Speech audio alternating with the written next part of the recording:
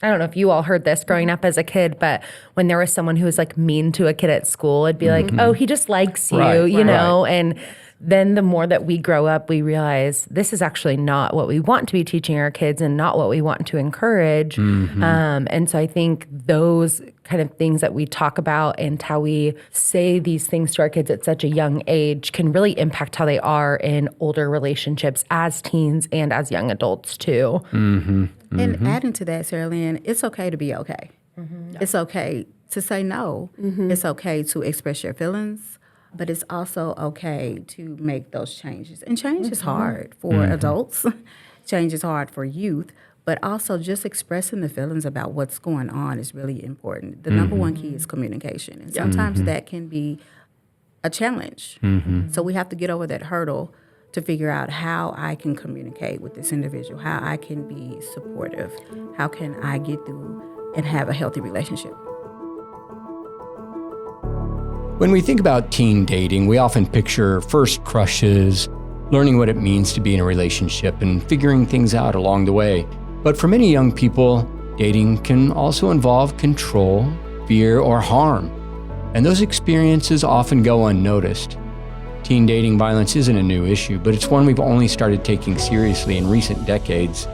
For a long time, relationship violence was seen as an adult problem. Research has shown that unhealthy relationship patterns often begin during the teen years and can follow people into adulthood. Today, teen dating violence can happen in person or online. Social media can blur boundaries, intensify control, and make unhealthy behavior harder to recognize, especially for teens who are still learning what a healthy relationship should look like. In this episode, we talk about the red flags to watch out for, how teen dating violence shows up in today's culture, and the role social media can play. But just as importantly, we focus on solutions. It's a difficult topic, but it's also a hopeful one, because teen dating violence is preventable, and awareness is one of the most powerful tools we have. And we want to spread awareness today on OK State of Mind, a podcast of Family and Children's Services. With that, my name is Chris Posey. I'm the Marketing Communications Director here at Family and Children's Services, and today we're talking about teen dating violence. We have 3 guests with us today, a couple from Family and Children's Services. Let's start out just by going around the table. If you all just tell us your names and what you do, what your day-to-day looks like. We'd just like to learn a little bit more about you before we start into the conversation. I'll go first. So my name is Andrea Carroll, and I use she and her pronouns, and I work for Youth Services of Tulsa as an adolescent health coordinator.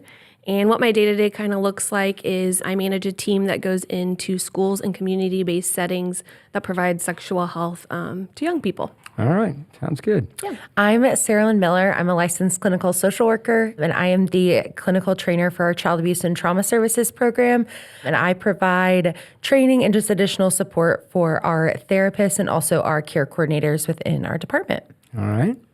And I'm Nikisha Martin. I am the youth care coordinator with the Child Abuse Trauma Department. I am all the around. I am able to help with my families, my youth, and my therapists to help them be more supportive, advocating and linking them to different resources within our community. All right. Sounds good. And some people may know your program as CATS. Yes. Yeah. All right.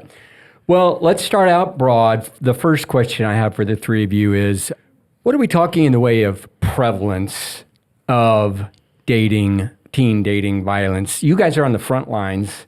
You see these as they occur. Are you having to deal with this a lot? Are you seeing a lot of this? What sort of thing are you seeing with regard to teen dating violence? Well, it's common. Yeah. It's happening. It's happening in the schools. It's happening in communities, within homes. Same sex, opposite sex. Mm-hmm.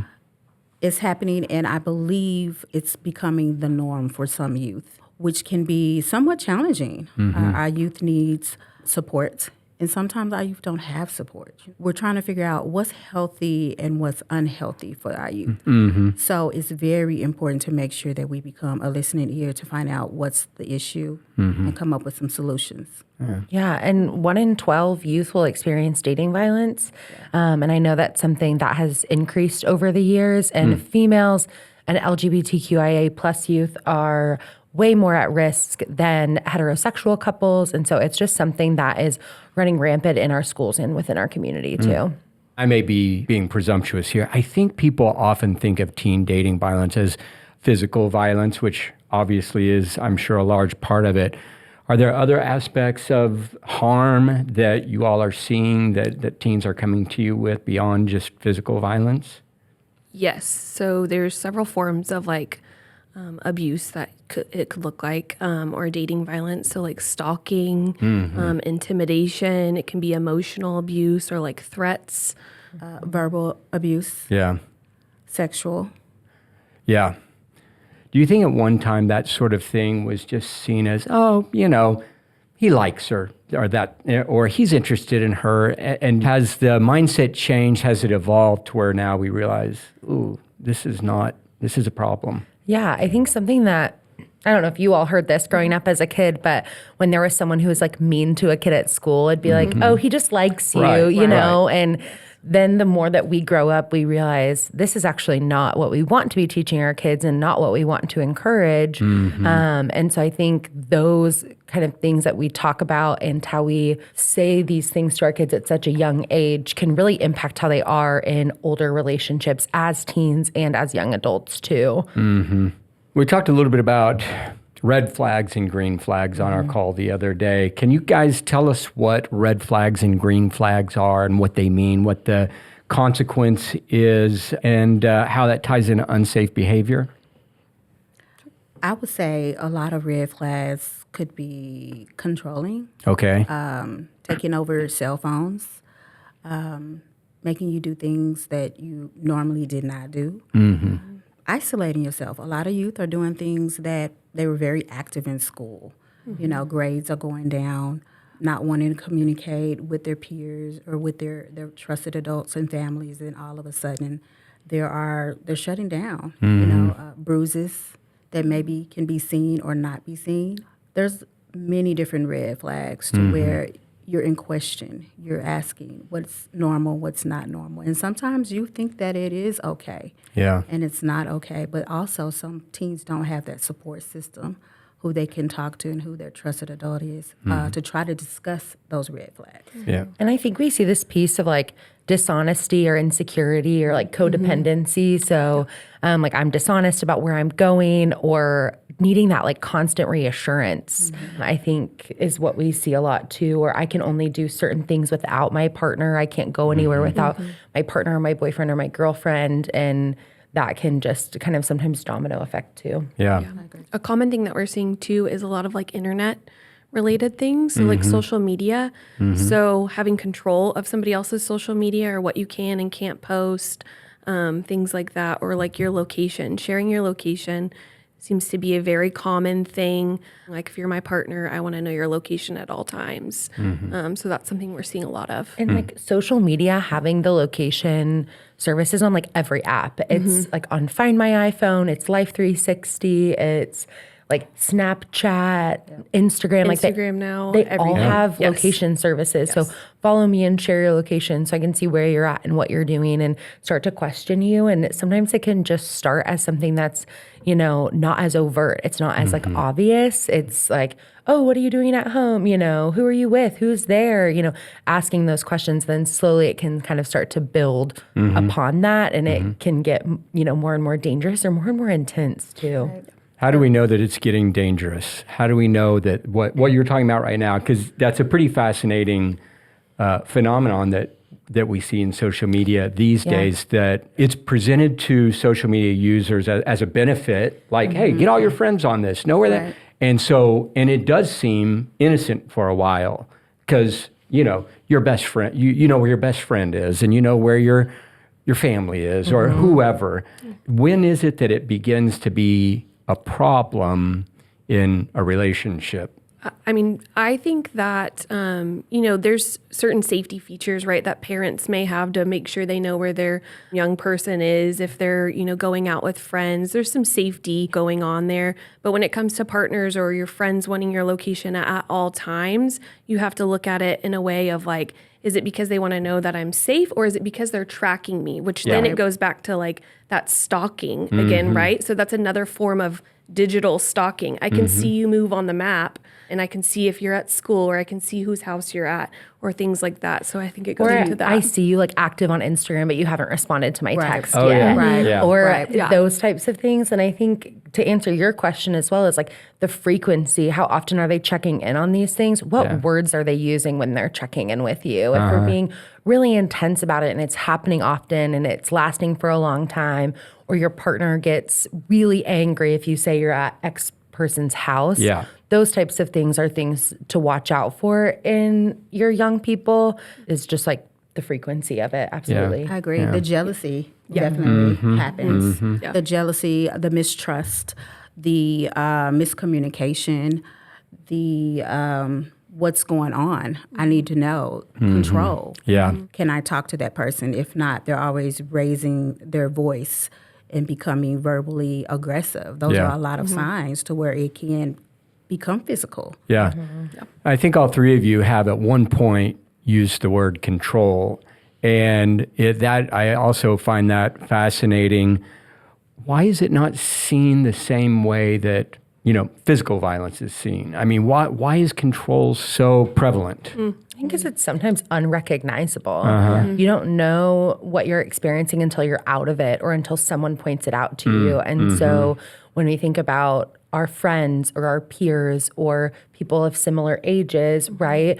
If they're doing the same thing and that's how, their partner is, and they're like, oh, my partner does that, it's no big deal. Right. But then they tell a safe and trusted adult, and us as adults, we're like, oh my goodness, alarms are kind of going off in our minds.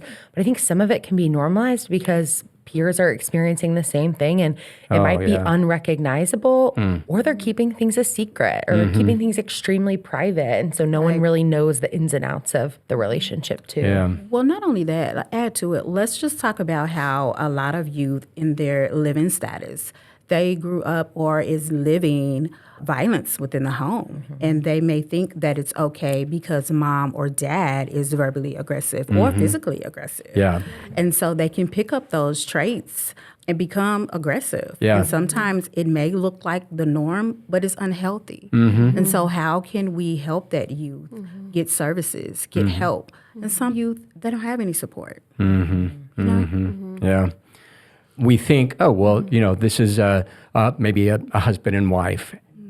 Control is not part of the equation, but it can, even in a traditional married relationship, control can be a harmful issue, just like physical abuse or mental abuse that you're talking about. And I think talking about these things, and we're talking about teen dating violence, but all of the red flags that we just talked about are also red flags for adult relationships as well, and friendships. Like it doesn't even have to be someone that you're dating or talking to, or, that you're in a relationship with. It can be with friends, and it can be, adult to adult as well. Yeah. And Sarah Lynn, you were talking a minute ago you said something about they don't realize it until they're out of it. And that's so true. And a lot of us have experienced that in our lives. Like, we have that perspective now that we're out of certain relationships. Aha moment, Yeah. Is there something that we can communicate so that they have a little perspective before they get into the, potentially dangerous or controlling or harmful situation? Yeah. It's impossible to put them in our situation. Yeah. Right. We've seen it, we've experienced. Is there anything that we can do here? Yeah. I think, our program, we go into schools and we do a lot of prevention education. And so that's what we're doing when we're working with middle schoolers and high schoolers, and then we're at after school programs. I mean, we're talking to young people about what a healthy relationship looks like, and not just a healthy relationship with a partner, but a healthy relationship with a friend, a healthy relationship, with your trusted adult. What are healthy relationship traits? And so I think building those relationships with young people more and more on, teaching and going back to modeling those behaviors. So as a trusted adult, I want to make sure, that I'm showing that I'm a trustworthy person. I'm not controlling or using intimidation or, any of those things. So I think modeling, and then a lot of prevention work, which is happening a lot in Tulsa. Yeah. Yeah. All right. And I always say start early. And a little bit of information at a time. You don't have to sit your young person down and tell them every single thing they need to know about a dating relationship. You don't have to tell them everything they need to know about any subject, right? Start young and little bits of information over a long period of time. And if you're listening to this and you are like, oh my gosh, my kid is 16, I didn't start earlier, start now. Start whenever you want. And starting early and little bits of information, because when we sit down and sometimes we lecture these young people, they are like, la, la, la, they tune us out. But these little bits of information over a period of time can be really helpful. And I think that modeling behavior of showing mutual respect when you're talking to another adult or you're talking to a young person, you're modeling some of that mutual respect as well, which is a green flag for healthy relationships. I agree. It really goes all the way back to within the home. Taking time out to talk to your child about anything, building that safe and healthy relationship. And that looks different from every home status, but check-ins are real. Checking in with your children, checking in with your support system, whoever they may be. Ask them how they doing in school. What is school looking like, attending them and being supportive for them, being their cheerleader, that's what it's about. Yeah. And at the end of the day, identifying with that youth, what is their support system? What does it look like? Yeah. Listen to me sometimes. Be a listening ear, because not always as a parent we are right, but be a listening ear. And you can hear so much from a youth, because sometimes they feel like, as parents, as educators, as social workers, as teachers, we don't understand. So just listening is really good. And then from there, just communicate and be supportive. Yeah. And you're touching on this a little bit. What does it look like? You've referenced a few things just then, but how can caring adults begin to create this? I think it needs to go beyond mom and dad. I tell the caregivers that I work with when we're working on a crisis plan. And that can be any crisis. But if you're having really big feelings, who are you going to at school, at home, at your extracurriculars? Mom and dad aren't always going to be there. And I sometimes prep the caregivers that I work with of like, you're going to see someone else's name on there. Doesn't mean that you're not a safe and trusted adult, but they need more people. And for someone who is in a young person's life as a friend, a godmother, an aunt, an uncle, like you can be those people for them. And coaches, counselors, teachers at school. I think all of those things. Yeah. It definitely takes a village. It takes a village. Youth need village, and that may look like some of their friends, best friends. But adults, we need a village too. Yeah. To make sure that we have the pathway to also navigate and help the youth and the families, because not always parents have the education, the resources, the information to help guide and mold and love and teach their kid. So as the support system in the village, we come in and we help that youth and the families. Yeah. Good. I'm going to go way back in our conversation and get a little granular here. It's a topic we hadn't talked about previously, and I think it is a real issue, and I can't remember who mentioned it. One of you mentioned codependence. So what is it, and how can it be harmful in dating relationships? I think it can look like a lot of different things. The struggle to be alone as the partner of I don't want to be by myself, moving really quickly, whether that's sexually or just taking steps, moving so fast, canceling plans to be together. So I normally spend like Friday night with, my best friend, but my partner's alone. So, and they've asked me to cancel plans, or they've made me feel so guilty that I feel like I have to cancel to spend time with them. So it's not even this overt cancel plans and come hang out with me. It's more of like, I'm going to be alone tonight and I'm feeling really sad and I can't believe you're not going to be here, or just some of that like verbiage that can create some guilt in the other person. Which then can lead to other red flags like isolation and pulling out from other things like sports or other friend groups, things like that you wanted to go and do. Right. Yeah, and it's so important to keep that sense of individuality in a relationship, even as an adult, of maintaining your own interests, maintaining your own hobbies and everything, and prioritizing self-care and doing things on your own, I think is a green flag for a relationship, of encouraging some of that behavior too, of go spend time with your friends, go spend time by yourself, like you've had a really long week. Recognizing those things is a really healthy green flag, I think. And adding to that, Sarah Lynn, it's okay to be okay. It's okay to say no. It's okay to express your feelings, but it's also okay to make those changes. And change is hard for adults. Change is hard for youth.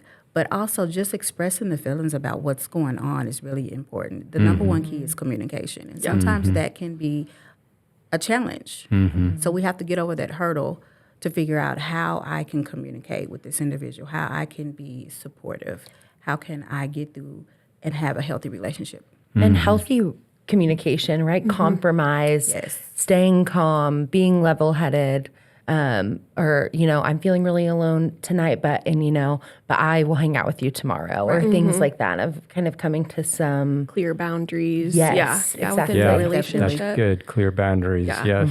I think clear boundaries, setting what you're okay with and what you're not okay with, is really good. And I also think like you can't change a person. So you only have control over yourself. You don't have control over your partner. So if there's some things that they do want to change, or you feel like they need to change, if you're seeing a lot of negative behaviors, that's not your responsibility to change that person. Now you could say, hey, here's some resources for you, or kind of give them a little nudge, but you can't change that person. Yeah. And even in adults too, oftentimes when adults are going to couples counseling, it's best practice that they do individual counseling first with their own therapist, and then they come together, right? Because we all have things we need to work on. Yes. And then let's come together. And then let's work on us. Yes. And I think kind of to your point too of, if that is your partner, like that's okay. If we need to like take a break, step aside, let them heal, do their own journey, and then come back together, because people can change. And some of these tactics of, communication, of like stonewalling, which is just like shutting down, like you made me mad, now I'm going to give you the silent treatment, or I'm just going to like leave your Snapchat on delivered, or you leave your text on read and I'm not going to respond to you. Like things like that can be really harmful. And then we're feeling guilt and blame for something that might not be their fault. All right. Well, so we got some good green flags, though. Communication, self-care seems to be a predominant theme in what we're talking about right now. Clear boundaries, I think, is great.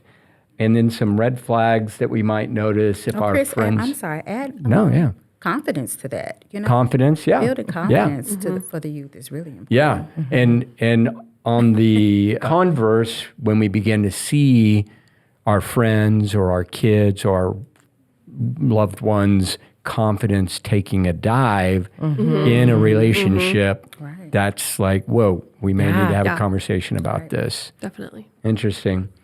We've talked a little bit about social media. We talked about location tracking, and I don't want to just, vilify social media, but it's so prevalent, and it's a part of it's just a part of all our lives, and it's pervasive. And there are positive ways to deal with social media, which we've talked about on this podcast, and negative ways. And I think that in dating, there are some unique, just like what you're talking about with the Snapchat thing. What are some concerns with regard to social media when it comes to dating? Give me your passwords so I can see, like, just make sure that, no one is, sending you a direct message or a DM. Like, no one else is sliding in your DMs. I want to see who you're following and who's following you. Are you following, other people that I also find attractive? Are you following your ex? All of those things, and monitoring the type of media that the Why other did person you like consumes. this? Right. Yes. Why did you like that person's post? Yeah. What did that post mean to you? Why did you repost this? Things like that. a lot of questions, Yeah. like what's going on, sort of kind of like you're accusing me of doing something that I'm not doing, Yeah. So. That scrutiny is really extreme. Like, I could see if somebody were on, whatever, Instagram, and somebody posts a selfie or whatever, and then a person's significant other responds and says, "Oh my gosh, you look so great," and just is so effusively complimentary.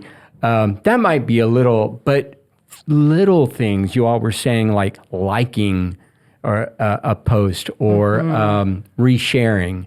I mean, those are just small little gestures, and it's like the level of control and monitoring. It's sophisticated, and it's a little concerning. Yeah. I have something to add. Yeah, Going absolutely. a little further into that. Okay. But like with sharing passwords to phones and social media and things like that, something else that we're seeing that's more of like a threat, but like maybe photographs that we have of our partner that we may not want shared with the rest of the world, right? Or the rest of the school. And then using those photographs to control that partner's behavior. If you don't XYZ, then I'm going to release this photograph. So using those like threats and intimidation or wanting to have control, like you have to send me a photo. So those things. And things like that, when you're adding pictures or anything that can be ashamed, embarrassed, youth can turn into wanting to suicide, different things like that. Like that is very, very serious. Yeah. And so it's just really important to be mindful of how the conversation is and what people are saying publicly. Yeah. There's some serious things. And it really stinks because social media is a really great way to connect with other people. And it's such a good way to build community. And I've had clients who they have experienced a lot of bullying at school, but they've built a really strong online community with others that they talk like to. Gaming, like they're on Roblox, they're on like World of Warcraft, Call of Duty. Like they're building all of this community that really is bringing them so much connection. But then there's just this other side of social media that is so harmful. And I liked that you used the word monitoring because I think that's a good way to maybe bring up this to your youth or your young person of, hey, it seems like this person's monitoring what you're doing. It feels a little bit less threatening than this person is like harassing you or this person is, whatever verb you want to use that's stronger. So I really liked that you used that. Yeah. What happens when they don't have the support system and they're like, I don't like this situation. I don't feel comfortable in this situation. What do I do? What do you tell them if they don't have that mature, strong support network to help them? How can they be helped? Something that we do at Family and Children's and a really great job of, especially in our child programs, is bringing in that caregiver. So maybe that caregiver isn't not supportive or the youth doesn't feel supported by their caregiver and they're just missing each other. It's not that the caregiver is blatantly unsupportive. They're trying their best and they're just missing their young person. And so I think we do a really great job of bringing in the caregivers and kind of help coach them a little bit of, when you said this, I wonder how that made your young person feel. Okay, what's something we can say a little bit differently that might catch that youth or that young person and kind of reel them back in? Because I think oftentimes the caregivers do want to provide support. They just don't know how. And so that's something that is really great about therapy and something really great that Family and Children's and Youth Services do is bringing in these caregivers and helping them be a better parent and just maybe a more supportive listening ear, which is something that you touched on earlier too. I think, and I'll add to that, I mean, just finding out, what does that support system look like? Give me some names. Because youth have so many of them probably at school and they have no idea, And starting with a counselor, a teacher, an art teacher, what's your favorite subject? It may be math. Okay. Because you will hear a lot from a youth. They'll be able to tell you a lot. We are going to find some resources for that youth and the family because it's not just the youth, it's the entire family. Because that parent is probably lost or don't know the resources. So let's get them those resources. Yeah. If that makes sense. And coaching the youth too on how to talk to other adults about this. Like it can feel really intimidating of, I really like my math teacher, but I don't know how to have this conversation. Yeah. Like how to start these conversations, but also to how as an adult can I check in with this young person? Because teachers are so observant. They see everything happening in the classroom and they might not know how do I start that conversation? What's my port of entry with this one child that might be struggling? Young people in the moment, they may not see that they have a network or a support system. It may not be apparent to them. And my question was, what if they don't? And now I'm like, really, kids do have, a support system. They just may not realize, as you were saying, Keisha, like it may be a teacher or a counselor or there are people around them that they may not be, wearing the counselor, banner or anything, but they are absolutely willing to help out and support them. I think too, like peers are part of their support system. Definitely. So recently we were in a class and one of our educators said that they had a student, we were doing like a who's a safe adult, who are trusted people, in your world, identify some people. So if something does come up, you kind of have that in your back pocket, right? Of like, okay, I could go to this person or this person.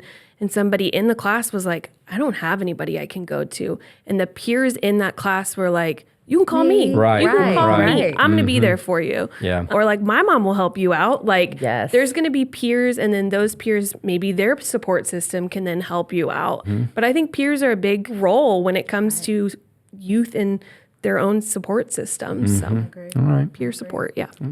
And Sarah Lynn, you were talking about educating young people on various aspects of basically being in a relationship. And one thing that we talked about the other day is the notion of consent. And, I'm not just speaking of, consent to have sexual relations. I mean, it could be consent to have or not have my passwords or be able to track me or not track me. How can we help them with consent? I think it goes back to something that Sarah Lynn said earlier too, with like, it starts when like they're little bitty, right? So we're teaching consent when we have little bitties up into adolescence. So like, do you want to share your crayon, right? Do you want to give grandma a hug? Do you want to give a fist bump, right? Those are all things we're consenting to. We're not being forced to do something, right? When we're talking in class, we use an acronym and we use consent is FRIES. Okay. So I can talk a little bit about that. So it's just a fun way to kind of remember, but it's all playing into what consent is. So we use the acronym FRIES. So F stands for freely given. So there's no pressure. I'm not being manipulated. It's my choice kind of thing, right?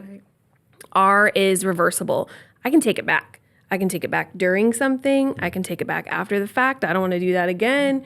I is informed. So you know exactly what you're signing up for. You know exactly what you're consenting to. Do you want to go to the movies on Friday? Yes, I want to go to the movies on Friday. That doesn't mean that I'm consenting that I also want to go to the movies Saturday, Sunday, and Monday. Yeah. Right? So you're informed on what it is. And then enthusiastic. So we always say like an enthusiastic yes, or like, let's go. If somebody's saying like, maybe, or there's hesitancy in their voice, that's not an enthusiastic consent, right? So we want to be enthusiastic when we're giving consent to something. And then the last one is S, so that's specific. So we know specifically what we're consenting for, and even if we consent for it one time does not mean we're consenting to it over and over again, or even again one other time. So yeah. All right. Is Fry's proprietary? Like, are you telling us something that, is specific to your organization, or can we steal that and use it in our social media too? You can use it. Yeah, All it's right. out there. That's pretty good. I like that. There's a good YouTube video too called it's called like tea consent. Yes, we use that. And it talks about how do you want sugar with your tea? Do you want milk with your tea? If someone doesn't want tea, why would you give them tea? You Want somebody to force you tea. Yes. No. Do you while you're laying down and sleeping, do you want tea? Right. And it makes it to where it can be a little bit more fun and engaging and not a serious conversation. But consent is fries, the tea video, and books. Like any child book about consent, there's so many of them out there, and all of them are great. Yes. But books can be a really good way to start an uncomfortable conversation with clients, with young people, with other adults, bringing books into it and then having a small conversation about it afterwards can be really helpful. So you're not like, hey, can we talk about consent today? It's a little bit more engaging, and it takes some of the pressure off of you explaining these really difficult topics with your young person. It's someone else doing it for you, but you're reading it to them, which is great. It can be a little awkward sometimes to broach these topics with your kids. I have a daughter, and so, sometimes I'm like, I don't really know how to talk about this. Very uncomfortable. What can parents do day to day, throughout the day, to help and be supportive and kind of be appropriately aware of what's going on? I think just having open communication with your young people, asking those open-ended questions. So it's not how was your day at school? Good. Asking those really important questions like, who did you sit with at lunch today? What kind of conversations did you have? Tell me what's going on with your friend so-and-so, right? Like really getting to know them. They're going to want to share because they feel like you're listening, right? And you want to know. So yeah, just having those open conversations. Comfortable, casual conversation is really important. Even if you're in the car, driving to the park, going to a gathering, basketball or football, sports, however, it's just important to have a casual conversation with them. Sometimes kids think that, oh, mom, oh, dad, ew, what are you talking about? But yes, I've experienced it's building that. that relationship with your child, or maybe with their friends, because let's just go back. Some of the kids can't talk to their own parents. Yeah. And so when they're coming over Michael or Kim's house, they're like, your mom is cool. She makes the meanest lasagna. So we'll eat that and then go to basketball court. But within that time frame, you're having a good conversation, a good, healthy conversation, so they can take back and always be comfortable to talk to you. And reflecting and summarizing what the young person is saying. Okay. It's a therapeutic skill, but anybody can use it, right? Definitely. So if they're telling you about their day, summarizing it. Oh, you sat next to Andrea at lunch. I know you love sitting by her. Sounds like you guys had a really good time. Period. It does not have to be like the most thoughtful, well thought out, long, paragraph of summarization, but just summarizing what the youth said, that will keep them talking. Like as a therapist, it sounds like you had a really hard day, and the person's like, oh my gosh, yes. And they keep going and keep talking about these things, but summarize it, say it, let them know that you hear them. Yeah. And then reflecting and labeling some of that emotion. Sounds like you had a really tough day at school. I'd feel really angry about that too, period. Trying not to jump into problem solving mode, just like turn your listening ears on and just listen and listen well. Yeah. That's tough to do, to repress Oh my that gosh. problem solving mode. I mean, with your kids, you're like, you want definitely. to help them. And Give them kudos when they do good. Yep, catch them being good. Next time, do better. Yeah. You can do it. Just giving them that confidence. But youth who have problem solving skills and effective problem solving skills, that prevents further victimization and abuse. So if they can get themselves out of situations, if they're able to problem solve and you're encouraging that problem solving, even peer to peer, that can prevent further victimization, which is great. Right. so letting them work the problem out is great practice. Yeah, and they might need advice. They might need a little guidance, Yeah. Not to say that you have to totally take a step back, but letting them figure out some of these things on their own. Yeah. I think being honest too, sometimes our young people catch us off guard and we're like, okay. But sometimes we don't have all the answers. So sometimes you have to say, I don't know the answer to that, but let's find out together. Or let me look into some things and get back to you. But do not lie to your young people. Be open and honest with them. Yeah. And Andrea, you were talking about amaze.org videos the other day. Is this also a tool that we might consider using for this? Can you tell us a little bit about those? Yeah, so it's just an online platform, and they make all sorts of videos for every topic you could think you would want to have with your young person, from healthy relationships to puberty to menstruation to, anything, you name it, it's on there, and it has their cartoon characters. And so it's really digestible for a young person to watch. We use those in our classes a lot of times. So watching those videos with your young person, if they have a question about something specific, it does it in a plain language kind of way of giving them the information so that they can digest it a little bit easier. And, Okay. and as like a young person too, if young people are listening to this, like they can go on and explore it too, which is really great.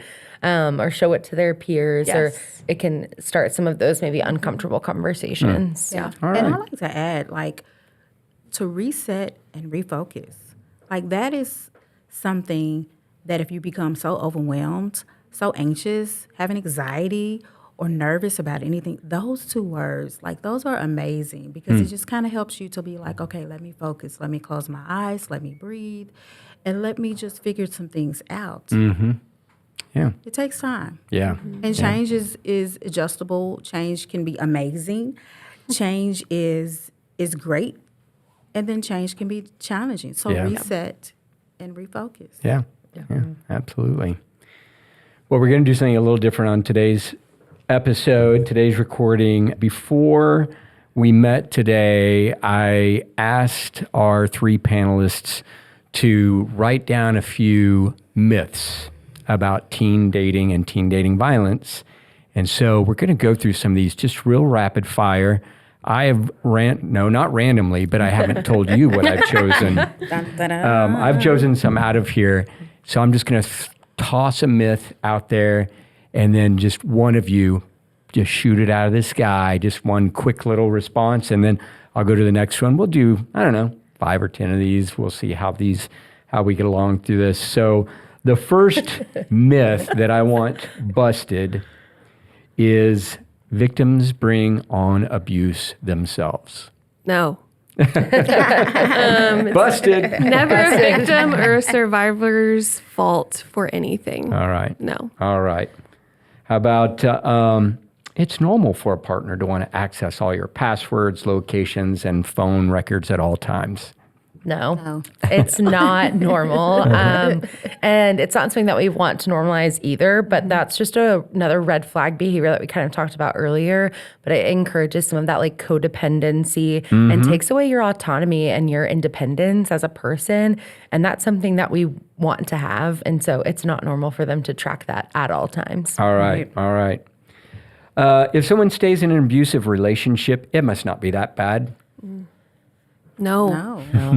And what we know about like adult domestic violence is that it takes 7 to 8 times for a woman to leave a violent relationship and not return. They leave 7 to 8 times and return every single time. And how difficult that must be for a teenager who doesn't have the same resources or brain development or critical thinking as an adult. And they can get the resources and the counseling, maybe, the education to become empowered, to be more like, I can do this. Yeah. I got this. Yeah. I can get out of this. Okay. This one's one of my favorite ones. If you stay with a person, you can help him or her stop being abusive. No. All of us, 1, 2, 3. Yeah.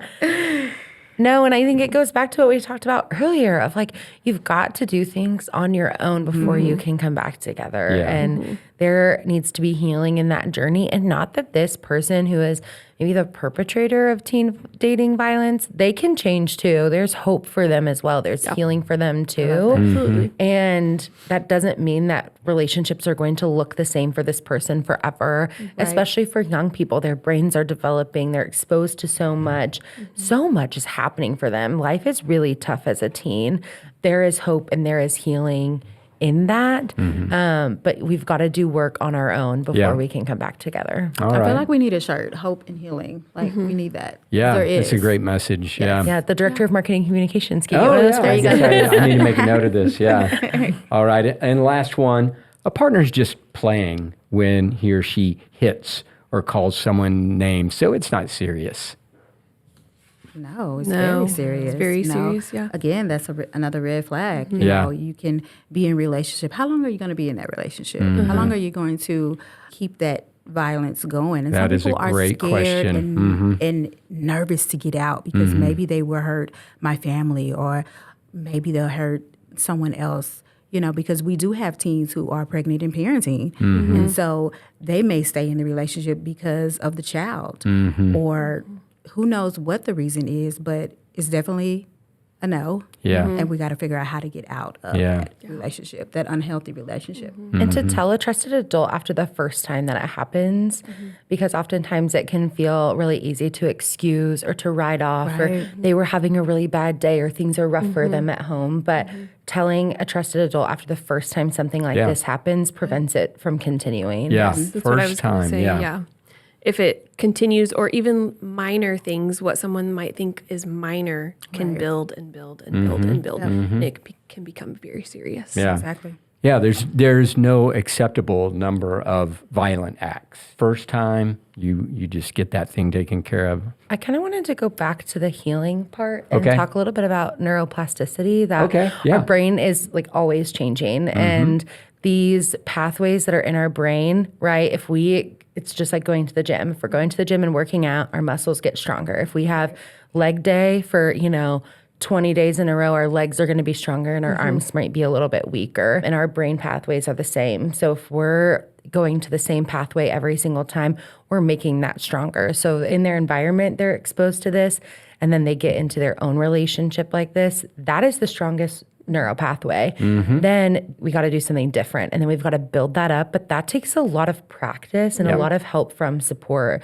So even teens who are the ones engaging in the violent behavior, like they can change too. And so I just kind of wanted to add that nugget about neuroplasticity in there. It's a great point that you make about practice, because we may choose that better behavior or that good solution one time and it feels good, and then we're confronted again and we fail. We don't choose that again. And it can be discouraging. We're like, well, I thought that, this was all going to be better, but obviously it isn't. But it does take practice. I mean, it could take, many times. Yeah, and it can feel so defeating for the young person. And even us as adults, it can feel really defeating. Yeah. But when you conquer it, you feel so amazing. You really do. And then you look back and you're like, thank you for my support team. Yeah, that's right. Thank you for my village, Coming back right? around to the support team. That's There right. you go. Yeah. This has been great. I'm going to go watch the Amaze videos. Yeah. And we're going to use fries. I'm just telling you right you now. go. It's out there. Yeah. Good information. There are some other resources. So here in Tulsa, there's another organization called Amplify Youth Health Collective. And online, they have resources for parents, like tips for talking to your young person about X, Y, and Z. That's a good resource for parents as well. Okay. And while we're on this topic, how can people connect with your programs? Yeah.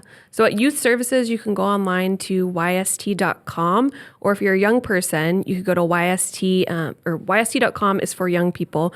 When you go onto that page, you can say, I am 18 or younger, 18 or older, and it will direct you exactly where you want to go, depending on what kind of services you're looking for. And if you're a parent looking for more information, you can go to yst.org.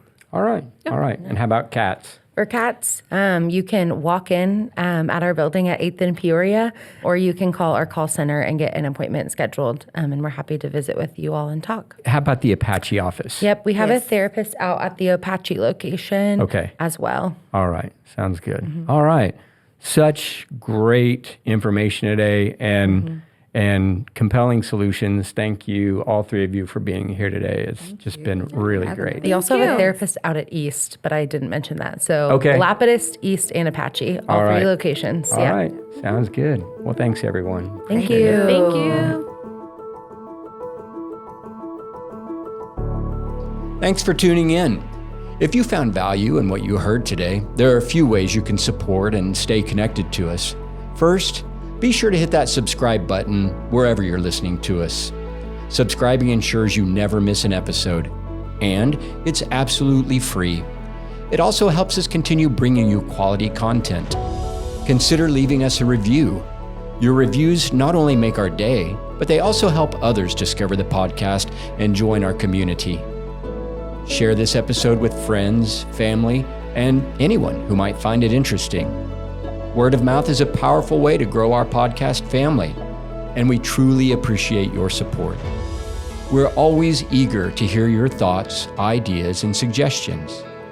Email us at communications@fcsok.org with any episode ideas or questions. We'd love to connect with you. To learn more about Family and Children's Services, visit fcsok.org. Until next time.